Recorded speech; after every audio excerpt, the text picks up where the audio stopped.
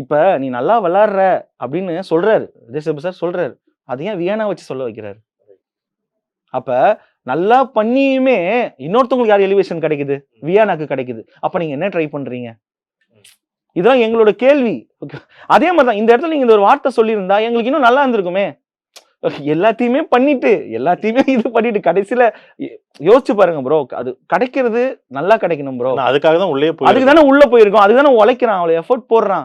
நீங்க அவன் பண்ண எல்லா விஷயங்களும் பாருங்களேன். ஓகேவா? அது வந்து கொஞ்சம் மீதி எல்லா விஷயத்தையும் இப்ப நீங்க சபரி எடுத்துக்கிட்டீங்கனாலும், ப்ரோ அந்த 1 ஹவர் ஃபுட்டேஜ்ல அவர் உட்கார்ந்து அழுவுற வரைக்கும் போடுறாங்க ப்ரோ. ஓகே. அந்த அழுகுற போறதுக்கு உங்களுக்கு டைம் இருக்கு.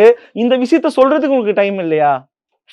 நம்ம யோசிப்போம்ல ப்ரோ. பர்சனலா, ஃபேமிலியா ப்ரோ நான் இப்பயும் சொல்றேன். நான் சேனல் வந்து போட்டாங்கன்னு சொல்லல. இதெல்லாம் பண்ணியிருக்கலாமே அப்படின்னு ஒரு ரெக்வெஸ்ட்டா கேட்கறது தான். இதுல என்ன ப்ரோ இருக்கு? நம்ம உழைக்கிறதே அதுக்காக தான். உள்ள போய் கஷ்டப்பட்டுட்டே இருக்கான். எஃபோர்ட் போட்டுட்டே இருக்கான். என்டர்டெயின்மென்ட் பண்ணிட்டே இருக்கான். ஒரு டைம் மேல அவனுக்கே டேய் என்னடா அப்படின்னு இருக்கும்ல. அதாவது உங்களுடைய இது வந்து என்னன்னா மேபி இப்படியா இருக்கலாமா? என்னன்னா கமருதீனுடைய விஷயங்கள் நிறைய விஷயங்கள் வெளியே வரதில்ல. அதை கட் பண்ணிடுறீங்க. கட் பண்ணி வேற ஏதாவது நல்ல மேட்டர் போட்டா கூட பரவாயில்ல. அதுவே வந்து லேக்ல தான் போகுது. அதுக்கு ஏதாவது கொடுத்துட்டு என்டர்டெயின்மென்ட் அதுதான் சொல்றேன். அதுக்கு நீங்க பேசாமலே விட்டுருங்களேன். அமைதியா உட்கார்ந்து இருக்கிறேன்னு தெரியாம ஏஞ்சி போட்டுமே.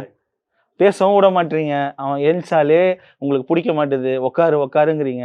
அதுக்கான எவ்வளோ ரீல்ஸ், ஷார்ட்ஸ்லாம் வந்திருக்கு. நீங்களே பார்த்துருக்கீங்க. ஒரு பேச குடுத்தா தானே பழக தானே வரும் ப்ரோ.